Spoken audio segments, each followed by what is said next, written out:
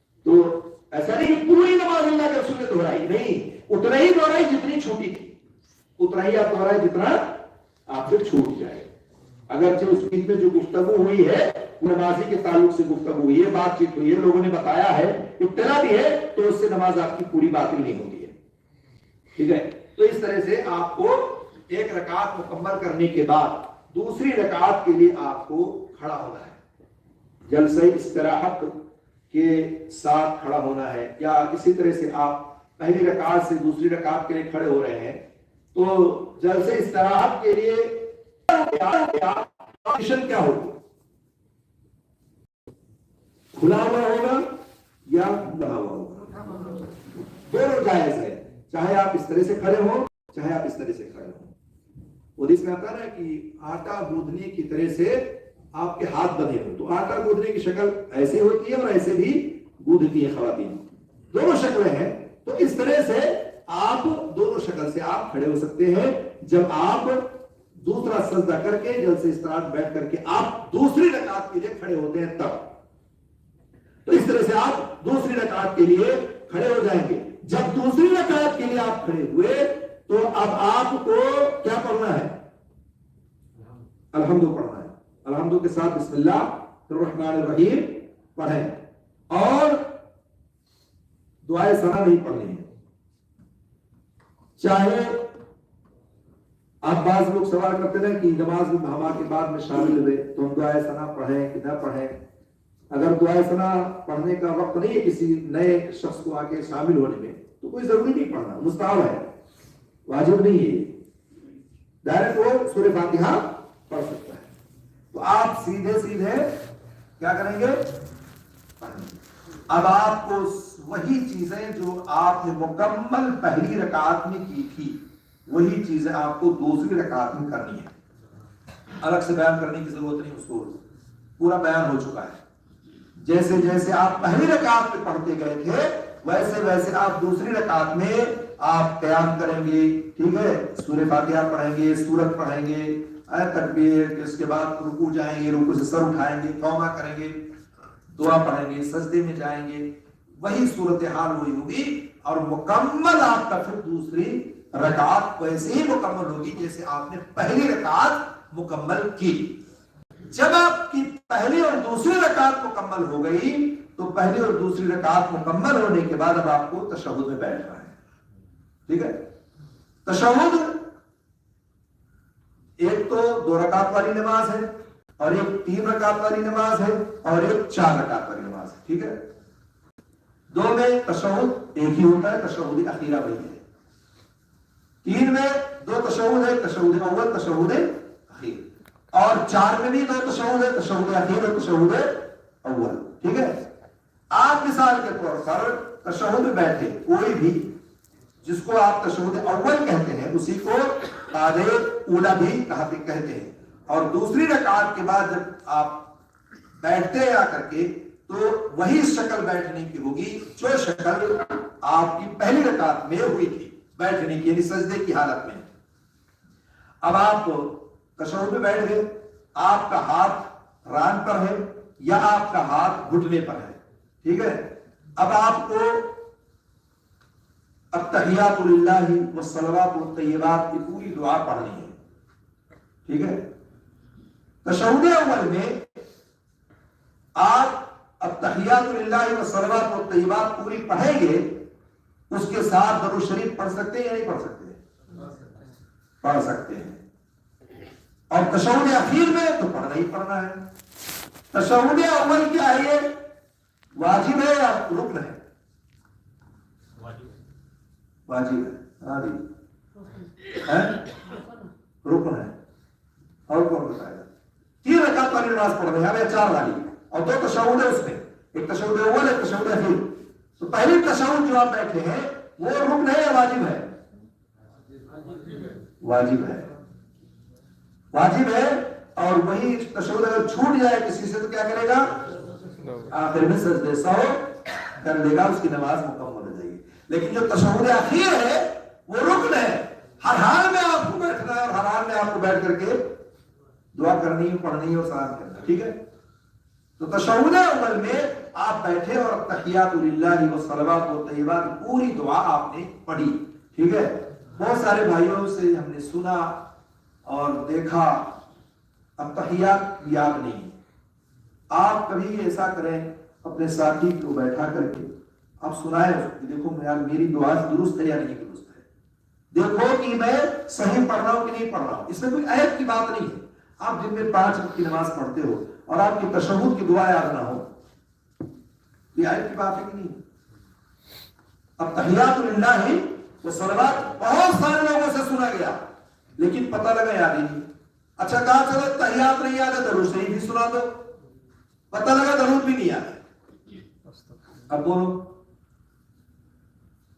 تو یہ کوئی عیب کی بات نہیں. نہ یاد ہونا یہ مسئلہ ہے لیکن آپ کو یاد کرنا چاہیے. آپ نماز پڑھتے ہو, آپ صرف اٹھنا بیٹھنا جھکنا سارے کام آپ امام کے پیچھے کرتے ہو یا اکیلے آپ نماز پڑھتے ہو, سارے کام انجام دیتے ہو اور اس کے بعد آپ کو دعا یاد ہی نہیں ہے, پڑھتی نہیں ہو, اور وہ دعائیں خاص طور سے جو واجب ہے تحیات اور آخر میں چڑھ کر کے رکن ہو جاتا ہے درود شریف اور آپ کو یاد ہی نہیں ہے. اس پر دھیان دینے کی ضرورت ہے. کبھی ہم اس کو سنائیں کسی کو, یاد کر لیں. آپ تو بڑا آسان ہے, موبائل میں جیسے آپ ایئر فون لگا کے بیٹھے ہیں آپ تحیات ہی لگا لیں, آپ 10 بار 20 بار سنیں ویسے یاد ہو جائے گا. یوٹیوب پہ ہے, ہر جگہ موجود ہے. درود شریف ہے, ہر جگہ موجود ہے. آپ اس کو لگائیں اور اگر آپ کو شرم آتی ہے یار کیسے کیا بولے گا یار آپ کو درود نہیں یاد ہے, کچھ لوگ آج بھی دلاتے ہیں نا, تو اگر ایسی بات ہے تو آپ خود یاد کرنے کی کوشش کریں. یہ بہت بڑا عیب ہے, جان لیجیے ہماری نماز میں بڑی کوتاہی و نقص ہے یہ. اب تحیات للہ والصلوات والطیبات ہمیں پڑھنا ہے اور اسی طرح سے ہم جب اب تحیات للہ والصلوات والطیبات پڑھیں گے تو ہمیں کیا کرنا ہے, ہمیں اپنی انگلی کو حرکت دینا ہے. ٹھیک ہے. انگلی کو حرکت دینے کی 2-3 شکلیں ہیں. آپ اپنے ہاتھ کی انگلی کو مکمل باندھ لیں گے ایسے, ایک تو یہ ہے آپ حرکت دیں گے. دوسری شکل ہے کہ آپ اس انگوٹھے کو اس بیچ والی انگلی پر لگا کر کے اس طرح سے 53 کی گرہ بنائیں گے, یہ شکل ہے. تیسری شکل ہے کہ آپ اندر کر لیں گے اس طرح سے, ٹھیک ہے, اور یہ ایسے ایسے بالکل ملا کر کے ایسے کر کے آپ انگلی کو حرکت دیں گے. تو آپ جو حرکت دیں گے انگلی کو, تو کیا پوری تشہد میں حرکت دینا ہے یا صرف اشہد ان لا الہ الا اللہ وحدہ لا شریک لہ, اشہد ان لا الہ الا اللہ واشہد ان محمد عبدہ ورسولہ پہ کہنا ہے؟ پورے میں حرکت دینا ہے. یہ جو تشہد میں نے پڑھی ہے نا, اشہد ان لا الہ الا اللہ وحدہ لا شریک لہ, اشہد ان لا الہ الا اللہ وحدہ لا شریک لہ واشہد ان محمد عبدہ ورسولہ, یہ بھی ہے. اشہد ان لا الہ الا اللہ واشہد ان محمد عبدہ ورسولہ, یہ بھی ہے. دونوں وحدہ لا شریک بھی ہے اور یہ بھی ہے, دونوں ہے اس میں. جب آپ تشہد میں بیٹھیں گے تو آپ جب التحیات للہ والصلوات والطیبات, ٹھیک ہے, شروع میں اللہ کی تعریف ہے اور اس کے بعد جب آپ کہتے ہیں السلام علیک ایھا النبی, ٹھیک ہے, وہیں سے آپ اپنی انگلی کو اٹھائیں گے اور اس وقت تک حرکت دیں گے یا کھڑا رکھیں گے جب تک کہ آپ سلام نہیں پھیر لیتے, جب تک کہ آپ تیسری رکعت کے لیے کھڑے نہیں ہو جاتے. اگر 4 رکعت والی ہے 3 والی تو تیسری کے لیے کھڑا ہونا آپ کو, اور یا 2 والی نماز پڑھ رہے ہیں تو آپ جب تک کہ سلام نہیں پھیر دیتے جب تک کہ آپ کو انگلی کو حرکت دینا ہے. اب انگلی کو حرکت دینے کی شکل مختلف ہے. اچھا, اس کو کچھ خم کر کے رکھنا ہے, جھکا کے ہلکا سا, ٹھیک ہے, رکھنا ہے. یا تو آپ بالکل کھڑا کر کے رکھیں یا تو بالکل آپ ہلکا ہلکا حرکت دیتے رہیں. جس میں آتا ہے کہ جو حرکت ہے نا یہ گویا کہ آپ شیطان کو ہتھوڑا مار رہے ہوتے ہیں, ٹھیک ہے, شیطان کو ہتھوڑا مار رہے ہوتے ہیں, اس لیے حرکت بھی دے سکتے ہیں. لیکن حرکت والی روایت 1 صحابی سے منقول ہے اور کھڑی رکھنے والی روایت 12 صحابی سے منقول ہے, ٹھیک ہے. لیکن دونوں جائز ہے, چاہے آپ کھڑے رکھیں اور چاہے آپ حرکت دیتے رہیں. بہت سارے بھائی سے اشہد ان لا الہ الا اللہ لمبا اٹھائیں گے اور پھر گرا دیں گے, اس کے بعد چھوڑ دیں گے. سنت طریقہ یہ ہے کہ آپ مکمل تشہد میں اپنی انگلی کو حرکت دیتے رہیں, یہ سنت طریقہ ہے, ٹھیک ہے. اس لیے آپ مکمل نماز میں یعنی تشہد میں آپ اپنی انگلی کو حرکت دیتے رہیں. اب ظاہر سی بات ہے آپ تشہد میں آپ پہلے تشہد میں آپ بیٹھے تھے, پہلے تشہد میں آپ نے تحیات پڑھا اور اس کے بعد کھڑے ہو گئے تیسری رکعت کے لیے, یا تشہد میں پڑھا آپ نے, تشہد میں تحیات پڑھی اور اس کے بعد آپ نے درود شریف پڑھ لیا, اس کے بعد تیسری رکعت کے لیے آپ کھڑے ہو گئے. ٹھیک ہے, اس طرح سے آپ تیسری رکعت کے لیے کھڑے ہوں گے. تیسری رکعت کے لیے جب آپ کھڑے ہوں گے تو ظاہر سی بات ہے کیا کریں گے آپ جب تیسری رکعت کے لیے کھڑے ہوں گے؟ رفع الیدین کر کے نیت باندھیں گے. ٹھیک ہے, میں نے پہلے بتایا تھا کہ 4 مقام ہے جہاں آپ کو رفع الیدین کرنے ہیں. 4. نمبر 1 کہاں ہے؟ نماز اسٹارٹ کے وقت, اس کو تکبیر تحریمہ کہتے ہیں. اس میں کسی کا اختلاف نہیں, جتنے نمازی ملیں گے سب آپ کو نظر آئیں گے تکبیر تحریمہ کے وقت ہاتھ اٹھانے کا. ٹھیک ہے. نمبر 2 رکوع میں جاتے وقت. نمبر 3 رکوع سے سر اٹھاتے وقت. یہ 3 ہو گیا. چوتھا مقام ہے جب آپ تیسری رکعت کے لیے کھڑے ہوتے ہیں تب آپ رفع الیدین کر کے نیت باندھیں گے. ٹھیک ہے, یہ 4 مقام ہے. 5واں مقام بھی ہمارے بہت سارے بھائیوں نے بنا رکھا ہے. جانتے کہاں ہے؟ وتر میں. وہ کہاں سے آئی میں نے نہیں پایا آج تک. اس کی دلیلیں, اس کی کہاں سے لوگ لائے, تلاش کیے کہ اللہ اکبر, یعنی جہاں اٹھانا ہے وہاں نہیں اٹھاتے, جہاں کی کوئی دلیل نہیں ہے وہاں ہاتھ اٹھاتے ہیں. کہتے ہیں فصل پیدا کرتے ہیں, الگ کرتے ہیں اس کو کہ اب یہاں سے جو ہے وتر کی دعا پڑھنی ہے. عقل نہیں لگانی ہے شریعت میں. عبادت میں عقل نہیں چلتی. عبادت میں کیا چلتی ہے؟ دلیل. ٹھیک ہے, عبادت کو کرنے کے لیے کیا چاہیے؟ دلیل چاہیے. کیوں؟ اس لیے کہ عبادت توقیفی ہے, اللہ رب العالمین کی طرف سے نازل کرتا ہے, اس میں کہیں بھی آپ کی عقل کا دخل نہیں چلے گا. اب کوئی یہ کہے کہ نماز میں مغرب میں 3 ہی رکعت کیوں ہے, فجر میں 2 ہی کیوں ہے, عقل لگائے تو چلے گا. نماز میں رکوع 1 ہے, سجدہ 2 کیوں ہے, عقل لگائے چلے گا. عقل نہیں لگانی ہے. عبادت میں ضروری ہے کہ دلیل ہو. بغیر دلیل کے کوئی چیز نہیں کی جائے گی. اگر آپ بغیر دلیل کے کوئی کام کرتے ہیں تو گویا کہ آپ کی عبادت رائجہ ہے, برباد چلی جائے گی. تو جو لوگ وتر کی نماز میں رفع الیدین کرتے ہیں اس کی کوئی دلیل نہیں ہے. آپ ڈائریکٹ ویسے پڑھ لو وتر میں دعا, نیت باندھے باندھے پڑھ لو, نیت چھوڑ کے پڑھ لو, آپ ہاتھ اٹھا کے پڑھ لو. دعا کے آداب میں سے کہ ہاتھ اٹھا کر کے آپ وتر کی دعا پڑھو, اس کو الگ سے فصل کرنے کی ضرورت نہیں ہے کہ آپ ہاتھ اٹھاؤ پھر اس کے بعد پڑھو. تو صرف 4 مقام ہے جہاں آپ کو رفع الیدین کرنے ہیں, اور رفع الیدین کرنا یہ سنت ہے. آپ یہ نہ سوچو کسی بھی سنت کو ترک کرنا, چھوڑنا مسلسل لگاتار آپ چھوڑ رہے ہیں سنت کو, تو آپ کو نکال دیں.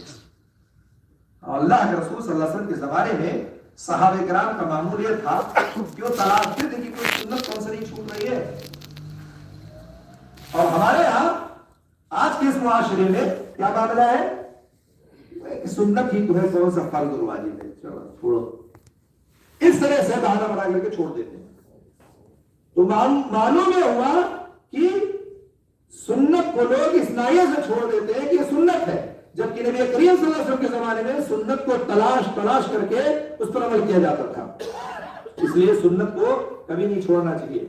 بہرحال جب آپ پہلی رکعت دوسری رکعت مکمل کرنے کے بعد تشہد میں بیٹھنے کے بعد تیسری رکعت کے لیے کھڑے ہوتے ہیں تو تیسری رکعت میں کھڑے ہونے کے بعد آپ رفع الیدین کر کے پھر آپ نیت باندھیں گے, اور ویسے ہی جو ہے سورہ فاتحہ اور دیگر سورت پڑھ کر کے, سورہ فاتحہ کے ساتھ دیگر سورت ملانا ہے یا نہیں. ایک سوال اکثر لوگ کرتے ہیں کہ ہم نے پہلی میں ملایا, دوسری میں ملایا, تیسری اور چوتھی میں ملا سکتے ہیں کہ نہیں ملا سکتے ہیں؟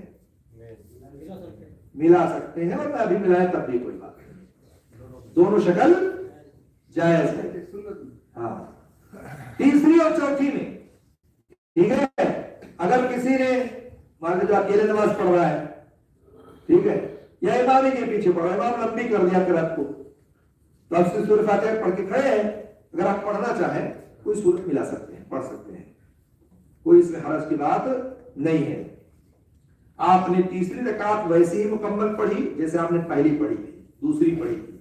चौथी रकात भी आपने वैसे ही पढ़ी जैसे आपने तीसरी पढ़ी और पहली और दूसरी पढ़ी थी। जब आप खड़े हो रहे हैं तीसरी रकात के बाद चौथी रकात के लिए, तो वहां भी आप जल्द से इस्तराहत करके खड़े होते हैं और उसके बाद आप नहीं, अब चौथी में रफ़ो नहीं करनी, सिर्फ तीसरी में करनी है, बस डायरेक्ट हाथ बांध लेना है। बाज़ नमाजियों को देखा है कि वो हर रकात में रफ़ो करके नियत बांधते हैं, ये गलत है। हर रकात में रफ़ो नहीं करना आपको, सिर्फ तकबीर तहरीमा में रुकू जाते वक्त, रुकू से उठते वक्त और तीसरी रकात में जब आप उठते हैं तब आप करना, बस। इसके बाद किसी नमाज में आपको रफ़ो नहीं करना है। इस तरह से आपकी 4 रकात या 3 रकात वाली नमाज मुकम्मल होती है और आप कहां बैठ जाते हैं फिर? आखिरी तशहुद में, क़ादे अखीरा, ठीक है। आखिरी तशहुद में जब आप बैठेंगे तो पहले अत्तहियात पढ़ेंगे, हाथ वैसे रखेंगे आप जैसे पहले बताया, उंगली वैसे हरकत करेंगे जैसे पहले बताया, आप जो है फिर अत्तहियात पढ़ेंगे, दरूद पढ़ेंगे। अत्तहियात और दरूद, दरूद कोई सुना सकता है मुझे? चलो तहियात ना सुनाए, लंबी है तो अत्तहियात ही कोई सुना दे, याद है किसी को? कौन सुनाएगा?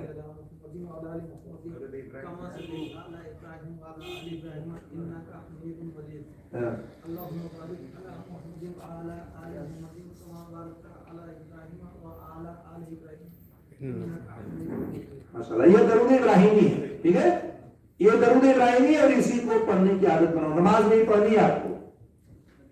अब तहियात कौन सुनाएगा? अय्युब नबी वाला इबादुल्लाह सालिहीन, और माशाल्लाह ये तहियात अगर याद नहीं किसी को तो याद कर लो। नमाज में आपको पढ़ना है, आप आखिरी बैठे हैं, क़ादे अखीरा है, आप उसके बाद अत्तहियात पढ़ेंगे, अत्तहियात पर दरूद पढ़ेंगे, दरूद के बाद अब आपको दुआ पढ़नी है। दुआएं 4 दुआएं तो मारूफ है, अल्लाह के रसूल सल्लल्लाहु अलैहि वसल्लम के हदीस है, बिल्कुल आपको 4 चीजों से पनाह मांगनी है। अल्लाहुम्मा इन्नी अऊज़ु बिका मिन अज़ाबिल क़ब्र, अल्लाहुम्मा इन्नी अऊज़ु बिका मिन फितनतिल मसीहिद दज्जाल, अल्लाहुम्मा इन्नी अऊज़ु बिका मिन फितनतिल महया वल ममात, अल्लाहुम्मा इन्नी अऊज़ु बिका मिनल मातमी वल मग़रब, ठीक है। और एक रिवायत में अल्लाहुम्मा इन्नी अऊज़ु बिका अन उरद्दा इला अर्दिल उम्र, ठीक है। ये 4 चीजें हैं, 5 जिसमें आपको पनाह मांगनी है। उसके बाद दुआएं मजीद आप पढ़ सकते हैं, अल्लाहुम्मा इन्नी ज़लमतु नफ्सी ज़ुल्मन कसीरन वला यग़फ़िरु ज़ुनूबा इल्ला अंत, ठीक है, फ़ग़फ़िर ली मग़फ़िरतन मिन इंदिका वरहमनी इन्नका अंतल गफ़ूरुर रहीम। ये दुआ आप तशहुद कर सकते हैं। इसके अलावा अगर आप देखें कि लंबा हो रहा है, इमाम साहब सलाम नहीं फेर रहे हैं, तो आप मजीद दुआएं पढ़ सकते हैं, ठीक है। आप जैसे पढ़े अल्लाहुम्मा इन्नी अस्अलुकल अफ़्व वल आफ़िया फिद दुनिया वल आखिरा, अल्लाहुम्मा अश्फिनी मिन कुल्लि मर्ज़, अल्लाहुम्मा अहफ़ज़नी मिन कुल्लि शर्र व मिन कुल्लि सू व मिन कुल्लि फितनतिद दुनिया वल आखिरा। इस तरह की दुआएं आप आखिर में, अगर इमाम सलाम फेरने से ताख़ीर कर रहा है तो आप दुआ पढ़ सकते हैं मजीद। लेकिन बाज़ इमाम तो इतने जल्दबाज होते हैं कि इतनी जल्दी सलाम फेर देते हैं कि अब तहियात ही मुकम्मल करना मुश्किल हो जाता है।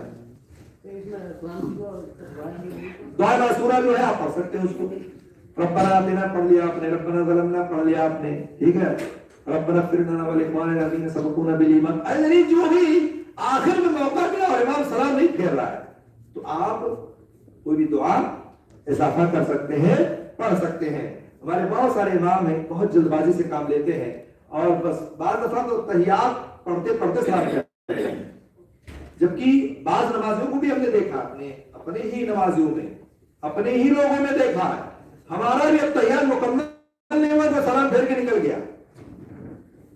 جبکہ آخری رکعت جو قاعدہ اخیرہ ہے، جس میں جو تشہد اخیر ہے، اس میں تحیات کے بعد درود شریف پڑھنا یہ رکن ہے، اور اس کو بہانا پڑھنا آپ کو. کچھ لوگ اس کو پڑھتے ہی رکن مانتے نہیں، بھاگ لیتے، نکل لیتے ہیں. دعا پڑھنا درود، اس کے بعد دعائیں پڑھنا جو یہ سنت ہے، اور اس کے بعد دعائیں آپ کو پڑھنی ہیں. دعا بھی پڑھے سلام پھیر دے تو بھی نماز ہو جائے گی. ہاں، اگر صرف درود پڑھ کے اس نے سلام پھیر دیا تحیات کے بعد تو نماز ہو جائے گی اس کی. جلدی سے نکل لیتے ہیں. ارے نہیں بھائی، کچھ لوگ صرف تحیات پڑھ کے نکل لیتے ہیں. تو بہرحال اس طرح سے آپ کو پڑھنا ہے، اور آپ کو چاہیے کہ آپ، اب ظاہر سی بات ہے، اب آپ کو سلام پھیرنا ہے. سلام پھیرنا ظاہر سی بات ہے، اب آپ نماز میں ہیں اور نماز میں آپ سلام پھیریں گے تو تبھی نماز سے آپ باہر ہیں. سلام پھیرنا رکن ہے یا واجب؟ کیا ہے؟ واجب، رکن ہے. جب تک سلام پھیرو گے نماز سے باہر کیسے جاؤ گے؟ نماز میں داخل ہونے کے لیے کیا ہے؟ تکبیر تحریمہ. اور نماز سے نکلنے کے لیے کیا ہے؟ سلام ہے. جب تک سلام پھیرو گے نہیں، جب تک آپ نماز سے نہیں نکل سکتے. حضرت عبداللہ بن مسعود کی روایت ہے کہ اللہ کے رسول اپنے دائیں السلام علیکم ورحمۃ اللہ وبرکاتہ کہہ سکتا ہے کہ نہیں کہہ سکتا؟ کہہ سکتا ہے. اس کی دلیل ہے. ٹھیک ہے، دونوں برکاتہ کا لفظ بھی اضافہ کر سکتے ہیں، لیکن بعض روایتوں میں ہے کہ صرف دائیں طرف والے سلام میں برکاتہ کا اضافہ اللہ کے رسول صلی اللہ علیہ وسلم کر دیتے. دائیں طرف کے السلام علیکم ورحمۃ اللہ، بائیں طرف کے السلام علیکم ورحمۃ اللہ وبرکاتہ. ٹھیک ہے، تو اس طرح سے آپ سلام پھیر دیا، آپ نے نماز سے آپ باہر ہو گئے، نکل گئے، آپ کی 2 رکعت 3 رکعت 4 رکعت والی نماز مکمل ہو گئی. اب رہی بات ہے کہ آپ نے سلام پھیر دیا، نکل گئے آپ. اب آپ جو امام کی اتباع میں تھے، آپ جس امام کے پیچھے آپ نماز پڑھتے تھے، اس امام کی اتباع سے آپ نکل گئے. اب آپ کو اختیار ہے، آپ بیٹھیں، آپ اٹھ کے چلے جائیں، آپ دعا مانگیں، آپ اذکار پڑھیں. ٹھیک ہے، یہ آپ کے اختیار میں ہے. لیکن نماز کے بعد جو اذکار ہے، اس پر اللہ کے رسول صلی اللہ علیہ وسلم پابندی کے ساتھ جو اذکار پڑھا کرتے تھے، اور یہ اذکار مکمل دعا ہے، آپ اس کو پڑھیں. نماز سلام پھیرنے کے بعد کیا کہتے ہیں؟ پہلے تو ایک روایت سے بخاری میں آپ کہیں اللہ اکبر، اس کے بعد استغفر اللہ استغفر اللہ استغفر اللہ، ہے نا؟ اچھا، استغفر اللہ کا معنی کیا ہے؟ توبہ کرنا ہے. کیا مطلب؟ اللہ اے اللہ مجھے بخش دے. ٹھیک ہے، آپ نماز پڑھ کے فارغ ہوئے ہیں، کوئی گناہ کا کام کر کے تو فارغ ہوئے نہیں ہیں، اور آپ کہیں استغفر اللہ، اللہ مجھے بخش دے. کیوں کہتے ہیں؟ ہاں، آپ مقصد یہاں ہے، حکمت بیان کی گئی ہے. حکمت جو بیان کی گئی ہے وہ یہ ہے کہ اے اللہ، میں اپنی طاقت کے مطابق نماز کو ادا کیا ہم نے، اب اگر اس میں کوئی کمی کوئی کوتاہی رہ گئی ہے تو اللہ تعالیٰ مجھے معاف کر دے، مجھے بخش دے. ٹھیک ہے، کمی کوتاہی ہو جاتی ہے انسان کی، کچھ نہیں تو نگاہیں ادھر ادھر چلی جاتی ہے. تو استغفر اللہ کتنی بار کہیں گے؟ 3 بار. اور اگر کوئی 4 کہہ دے تو بھی جائز. 5 کہہ دے غلط ہے نا؟ غلط ہے کہ نہیں؟ نہیں غلط ہے، غلط ہے. ہاں، جتنی دفعہ اللہ کے رسول سے ثابت اتنی دفعہ آپ کو پڑھنا ہے. نماز کے سلام پھیرنے پر آپ صلی اللہ علیہ وسلم سے صرف 3 دفعہ ہی استغفر اللہ کہنا ثابت ہے. آپ 4 5 10 نہیں کہہ سکتے. جب اللہ کے رسول سے جب نص ثابت ہے، ٹھیک ہے، نص موجود ہے، تو آپ مزید نہیں پڑھ سکتے. مزید پڑھنا تو اس کے بعد آپ پڑھو جتنا مرضی اتنا پڑھو، تو منع کرتا ہے. لیکن نماز سے پھیرنے کے بعد صرف اور صرف 3 بار آپ کو استغفر اللہ پڑھنا ہے. उसके बाद आयतल कुर्सी पढ़ते हैं। अब उसके बाद अज़कार हैं, आयतुल कुर्सी है, मुअव्वज़तैन है और दीगर मजीद बहुत सारी दुआएं हैं। मौका मिलेगा तो मैं बयान करूंगा पूरा इंशाअल्लाह। ठीक है, तो इस तरह से सलाम फेरने। अब रही बात दुआ, हमारे यहाँ क्या है, इमाम साहब जब सलाम फेर देते हैं तो सलाम फेरने के बाद अल्लाहुम्मा आमीन कहते हैं और उसके बाद फिर सारे नमाजी दुआ मांगते फिर उठ के जाते हैं। ये जो वो है ना कि जब तक इमाम साहब सलाम नहीं फेरेंगे यानी दुआ नहीं मांगेंगे, जब तक हम उठ के नहीं जाएंगे, ये गलत है। इमाम की दुआ से आपकी नमाज का ताल्लुक खत्म हो गया। आपने सलाम फेर दिया, इमाम की इत्तिबा खत्म हो गई। अब आप अकेले दुआ मांगे, तन्हाई में मांगे, अज़कार मुकम्मल पढ़ने के बाद दुआ मांगे, आपकी मर्जी है। लेकिन वो अज़कार अल्लाह के रसूल सल्लल्लाहु अलैहि वसल्लम की तरतीब है कि आप जब सलाम फेरते, सलाम फेरने के बाद आप ये दुआएं पढ़ा करते थे। अपने दो में वसीला बहुत, कई वसीला 5-6 तो ये दुआएं आपको मांगनी है, ठीक है। उसके बाद आप दुआ मांग। अब हमारे यहाँ क्या, जैसे अब किसी इमाम ने सलाम करने के बाद अल्लाह आमीन कह के और दुआ मांग के छोड़ दिया, जितने नमाजी सब बाहर निकल गए, सुन्नत पढ़ने लगे, तो एक आपने जो दुआ जो है सलाम है, नमाज के बाद जो दुआ है आप छोड़ दिया कि नहीं छोड़ दिया? असल छोड़ दिया आपने, नकल अपना लिया आपने। अच्छा, दूसरी बात ये कि जो आप सुन्नत पढ़ते हैं, ठीक है, वो भी सुन्नत ही है ना, फर्ज तो नहीं है। मान लीजिए इमाम ने सलाम फेरा, आप उसके सुन्नत पढ़ने लगे, तो सुन्नत ही तो है, फर्ज तो नहीं है। ऐसे ही अज़कार भी सुन्नत ही है। एक सुन्नत को तर्क करके दूसरी सुन्नत को आप अपना रहे हैं और उस सुन्नत की ज्यादा अहमियत है जो अल्लाह के रसूल सल्लल्लाहु अलैहि वसल्लम वो सुन्नत तो तारीफ कर सकते हैं, लेकिन अज़कार जो बाद सलाह है वो उसका एक वक्त मुतय्यन है, उसी टाइम पढ़नी है आपको। सुन्नत तो आप बाद में पढ़ सकते हैं, सुन्नत आपने रूम में भी जाकर पढ़ सकते हैं, अपने घर में भी पढ़ सकते हैं, सुन्नत तो आप 10 मिनट 5 मिनट बाद भी पढ़ सकते हैं, लेकिन जो अज़कार है वो फौरन सलाम के बाद ही पढ़नी है और उसको आप छोड़ करके फौरन अल्लाह अकबर सुन्नत पढ़नी शुरू कर देते हैं। बाज़ नमाजों को हमने देखा है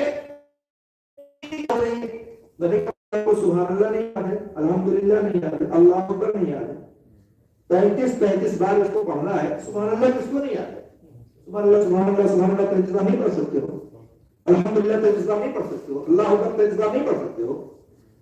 आसान दुआएं लेकिन नहीं पढ़ते, बस दिमाग में बसा हुआ है कि जल्दी से सुन्नत पढ़ना है, बस इस अज़कार को कोई अहमियत नहीं देते हैं। और इस अज़कार के इतने फज़ाइल हैं, मैं इंशाअल्लाह आपके सामने बयान करूंगा। नमाज मुकम्मल होगी हमारी ना, सलाम फेरने के बाद जो अज़कार है, कई हदीसें इसमें ऐसी है, इतने फज़ाइल हैं और इतनी सवाब है इसमें कि आप सुनेंगे तो हैरान रह जाएंगे, दंग रह जाएंगे। इतने फज़ाइल है जिसको हम बड़ी आसानी के साथ छोड़ करके और खड़े होकर सुन्नत पढ़ने लगते हैं। तो इसलिए हम बात ये खत्म करते हैं, क्योंकि वक्त हो गया है। अल्लाह रब्बुल आलमीन से दुआ है अल्लाह ताला हम सबको कुरान सुन्नत का पाबंद बनाए और हमारी नमाज नमाज नबी बनाए। हमारी नमाजों में अगर कोई कमी होता है तो अल्लाह ताला